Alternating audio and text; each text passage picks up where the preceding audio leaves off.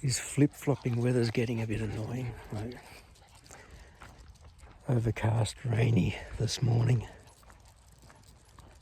after a really nice day yesterday, but we had to go out, so I didn't get a lot done.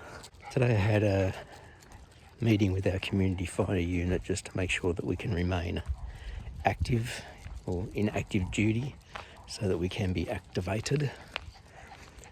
That was done at our team leader's house like an hour or so ago. And when I came back, my wife said, "You should take the boys for a walk now before it gets too late, because it's 3 o'clock. Get out, get a bit of exercise and back and do some stuff." Ironed all my work shirts that have just been sitting next to the iron since I washed them after the last week of term. So they're ready to go. Sunday evening, just after 6 o'clock. Back to work tomorrow, so I've been in the study today, sort of preparing for that. Had a timetable or change or two to make. Finished up with my Year 11 reports because Year 11 finished last term, they're Year 12 as of tomorrow. Checked on whether my staff have done theirs. Before I sort of settle in to go checking those as well, I might be able to do some of that tomorrow at school. It hasn't been too bad a day. I mean, you look at it now and there's some blue sky, but it was ugly cold and a little bit rainy in the morning. Dried up the sabo. It's usually what happens at the end of the holidays. You just end up spending that last day just sort of getting stuff ready for the term, especially if you don't do it throughout the break. You end up just sort of cramming stuff in and maybe not getting it all done. The majority of the stuff is done. Just getting prepared.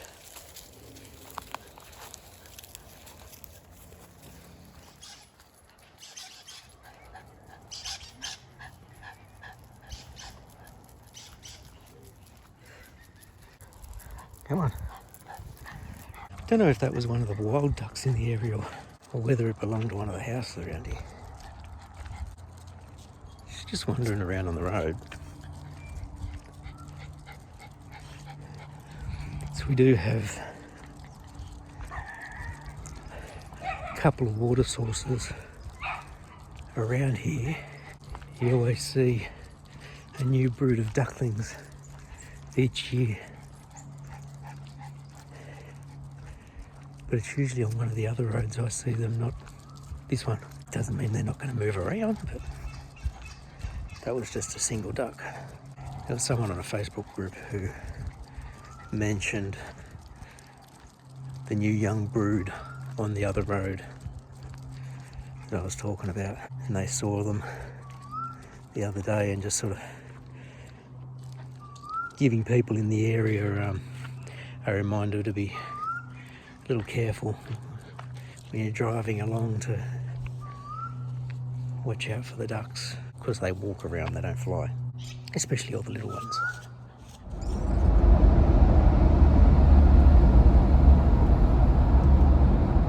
It's Tuesday morning. We had day one yesterday of term 4, which is just a regular school day, not a student-free professional development, so it's straight into it. During the break, one of the deputies emailed me and said, can you take an emergency pracky, because I know someone whose prac has been, their prac school cancelled or something like that. And I said, sure.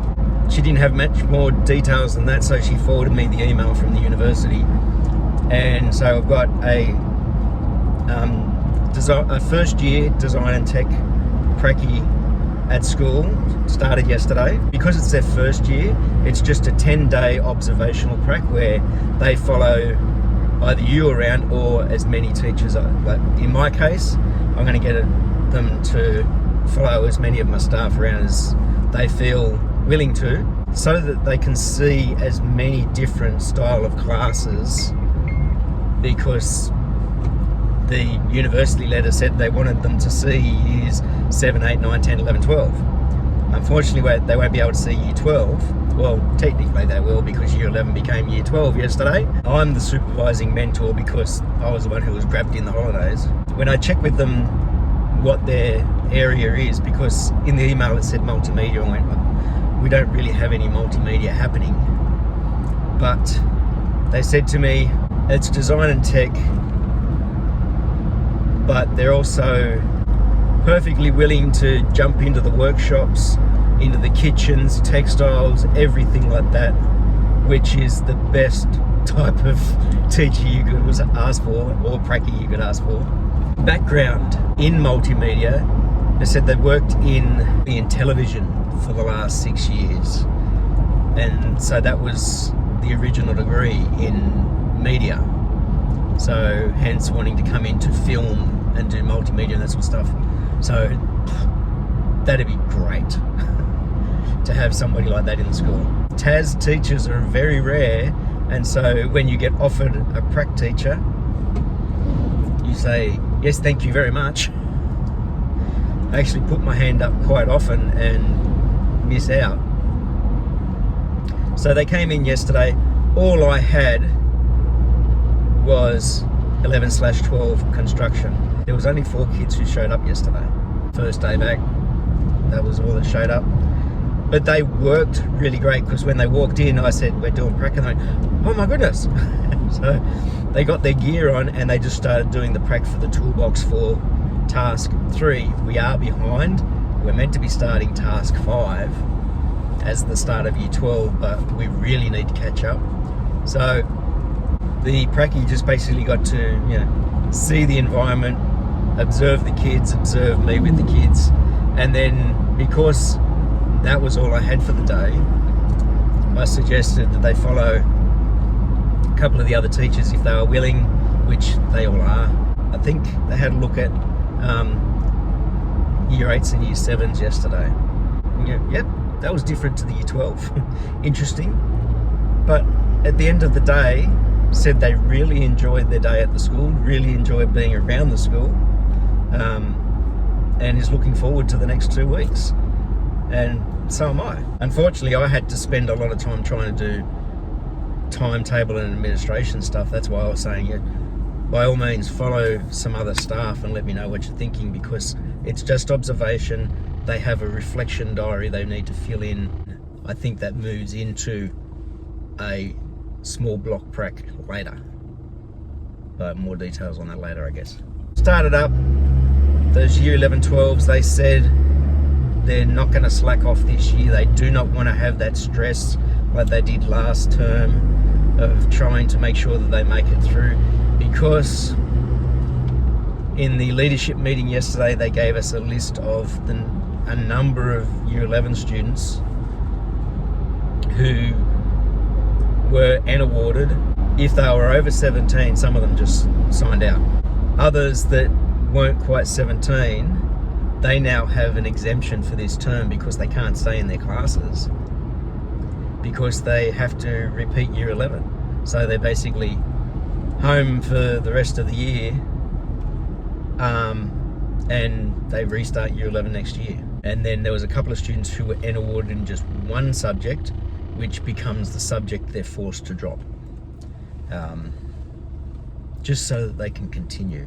Technically, you're supposed to pass a course before you can drop it, so I don't know what the ins and outs of that's going to be, but so that's that.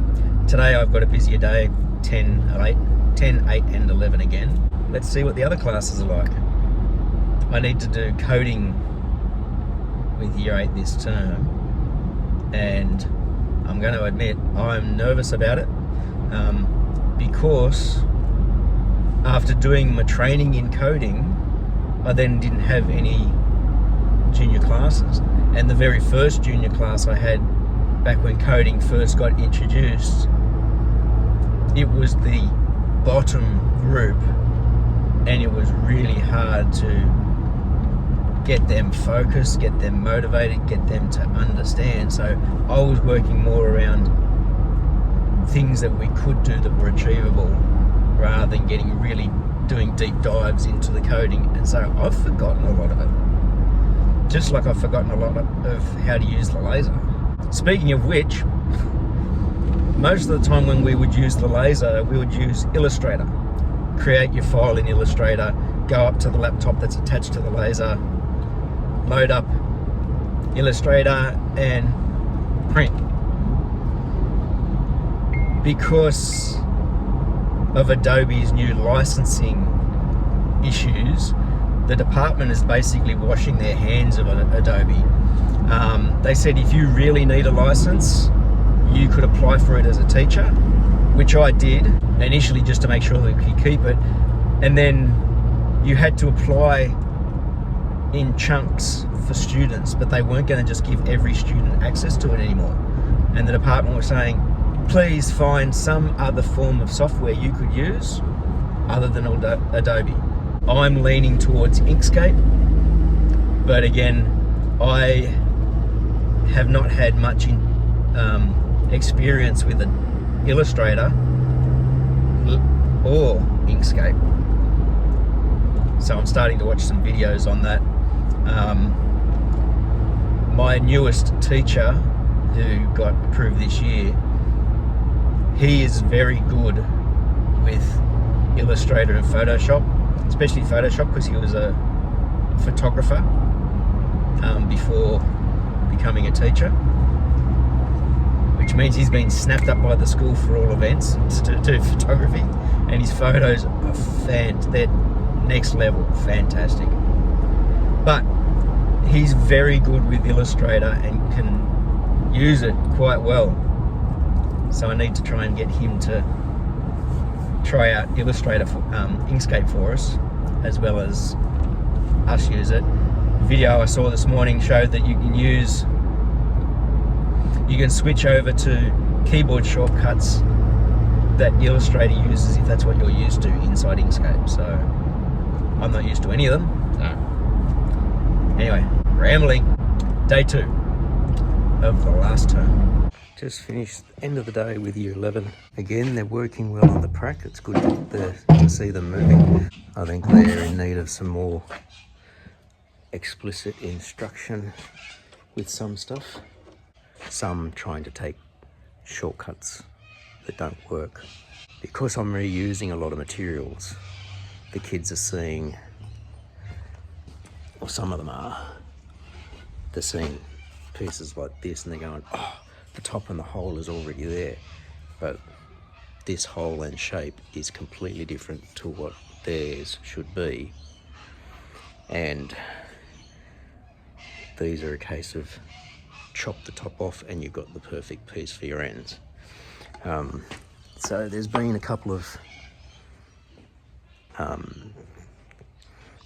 bits where they've chopped the bottom off first, so those pieces have getting wasted. Like, what did I do with them? Yeah, so ones that got cut like this, so they're no good for this toolbox. We might be able to use the material still for something. And then one of them grabbed a piece for a base, same material as the ends, but I don't know if I've got enough bases for the whole class to be wasting like that. So I caught it too late. It had already been chopped. So anyway, I've just had a count and I think I should be right. I should be right. And that is probably because there's been a few kids who've been asked to leave school because they did get N awarded across the school, so they're out of the class completely. I've got them again tomorrow, period 3. I want to do prac again just to keep them moving on this while they're going, and then we'll jump into the theory and try and get through that as well.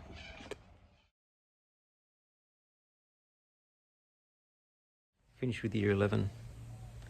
Again, it's period 3, middle of the day. demonstrated to them how to use the router for cutting the rebates for the toolbox, and we got one student assembled, which meant I had to build mine to make sure I kept up. Making sure that the handle slides through was a good touch, because it's the last thing that goes in, and it's just nailed,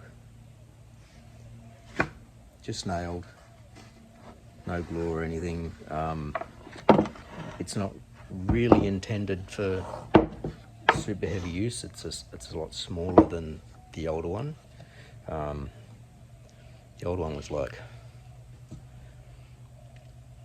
close to 900 long, I think, 3 feet long. This one's 600. And I do believe this is better. And I think we'll shorten the handle. See, the design that's been given calls for a 6mm hole to be drilled so that you can stick a dowel in as a stop for the ends. And I've got a marked for it. I guess if you have the dowel in there, then if the handle ever breaks, it's easy to replace. I don't think I've got 6mm dowels, but I do have 5. And it's just to stop the handle from pulling through, so I'll have a look around.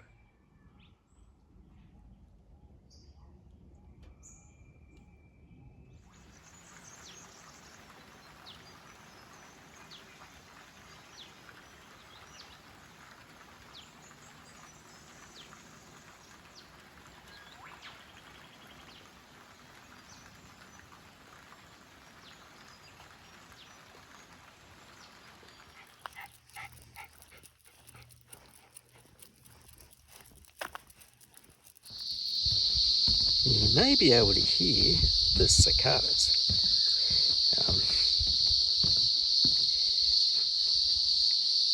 Din's a little deafening, but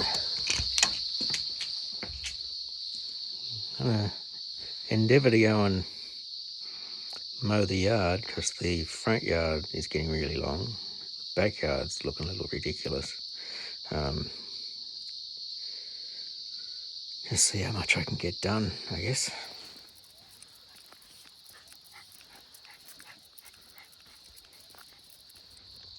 6:15.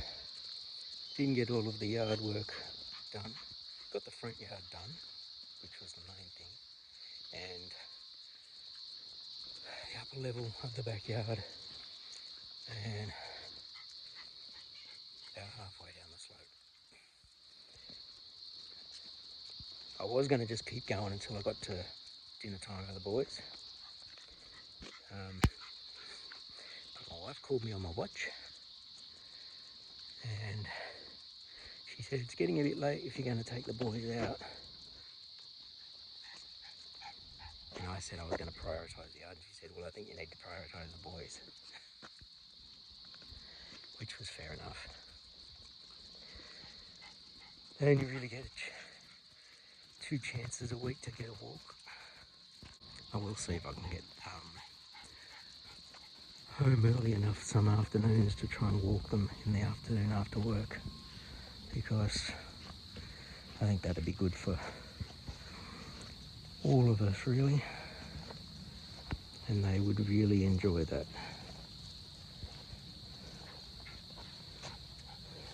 And I probably would too after a day at work. We'll have this walk, we'll get back probably a little bit after their dinner time, but I don't think they'll mind. Then I'll have to put the mower and the whipper snipper away properly because they're just sitting out by the shed.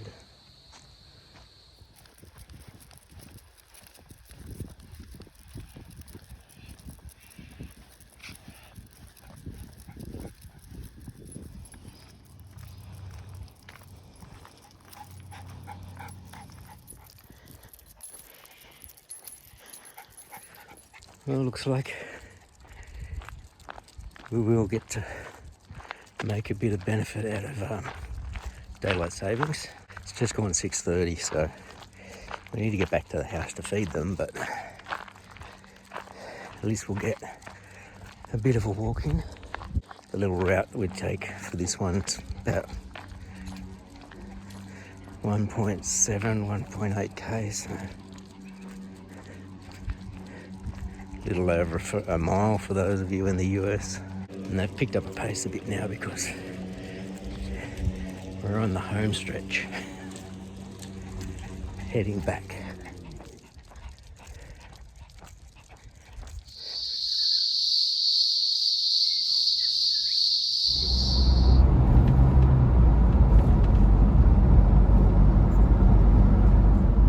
It's Wednesday morning. The rego was due on Saturday. I'd already paid my green slip in preparation for it. Sunday I realised I forgot to pay my rego. So I jumped online to do it, and it said that it was over 5 years old now, it needs an inspection.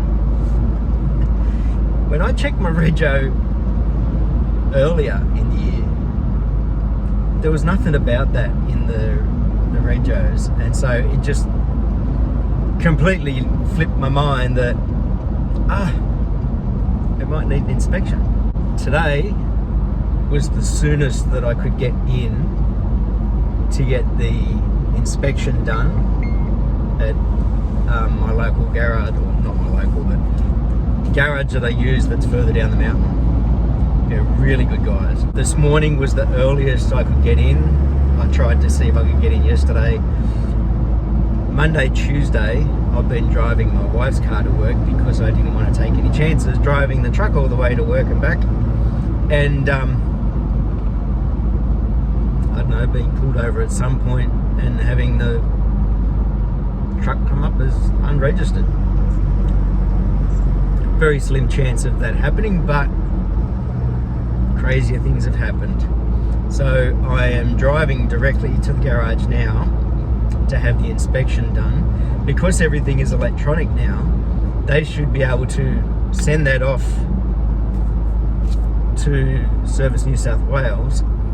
Hopefully that won't take too long to clear through the electronic system so that I can jump on and pay the rego and continue on to work. I'm having to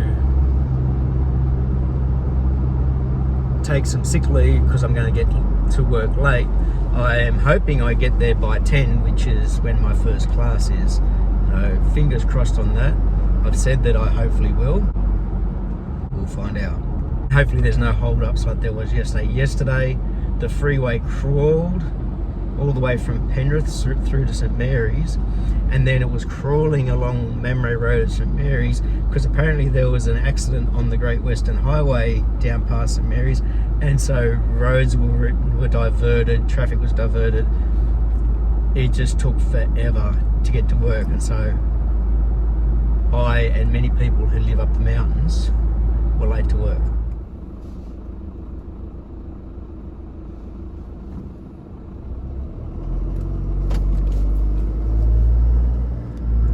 Inspection done, no problems. There shouldn't have been anyway. And because it's all electronic now, they send it straight through. I got into the car, opened up my rego stuff, said that the inspection was done, I could continue with my rego. The ute is registered. So, on to work.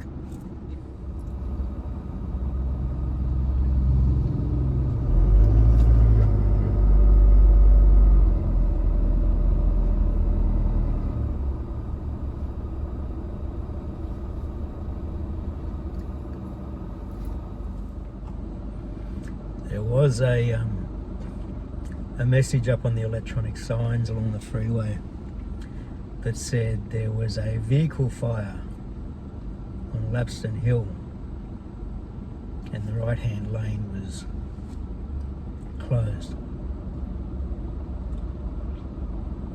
And I just saw an ambulance shoot back in the other direction, so I don't know whether it was a a crash which caused the vehicle fire or what, but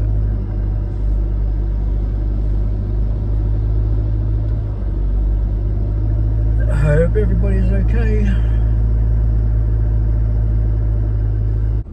We're probably merging just up ahead, which is why we're all closed off, but or sitting still for the most part.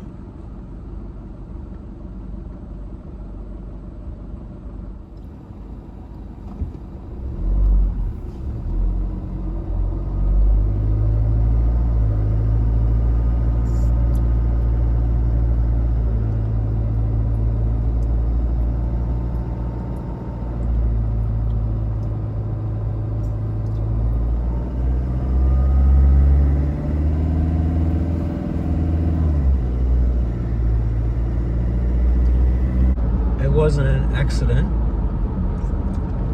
and there was the only thing you could see was a small pile of like melted plastic on the inner lane of the middle lane of the road, inner edge up against the fence. They'd already cleaned it all off,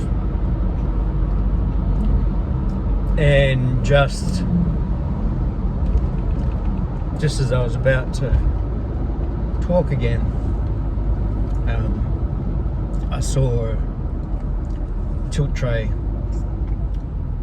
that was turning around and coming back out of one of the side streets,